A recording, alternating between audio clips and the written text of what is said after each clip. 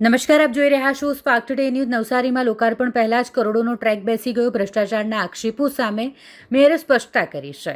નવસારી મહાનગરપાલિકા દ્વારા લુન્સીકુઈ મેદાન ખાતે 4 કરોડ રૂપિયાના ખર્ચે તૈયાર કરવામાં આવેલો અદ્યતન સિન્થેટિક રનિંગ ટ્રેક પ્રથમ વરસાદમાં જ બેસી ગયો છે. આ ટ્રેકનું હજુ વિધિવત લોકાર્પણ પણ નથી થયું.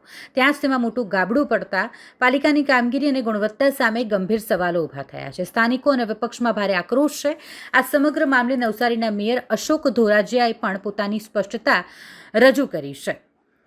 લુન્સીકુઈ મેદાન એક નવું ડેવલપ થતું મેદાન છે અને રનિંગ વે માટે નીચે માટી પુરાણ થોડું વધારે કરવામાં આવ્યું છે. ચોમાસા દરમિયાન ક્યાંક માટી બેસશે તેની અગાઉથી જ જાણ હતી. આ જ કારણે ટ્રેક હજુ જનતા માટે બંધ રાખવામાં આવ્યો હતો.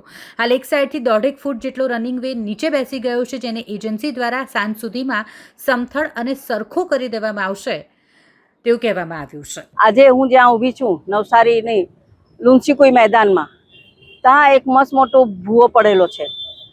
એવું તો ઠેરે ઠેર ભૂવા પડેલા છે નવસારી શહેરમાં.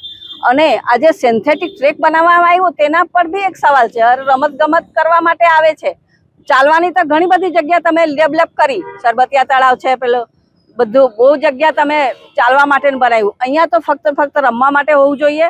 સિન્થેટિક ટ્રેક બનાવવામાં પણ આવ્યું, ત્યાં આ ગુણવત્તાનો શું? મેં મારા હાથે ઉંચાક્યો તો પડ આખું ઉચકાઈ આવી. ત્યારે આ મસ્ત મોટું ભ્રષ્ટાચાર થયેલું છે.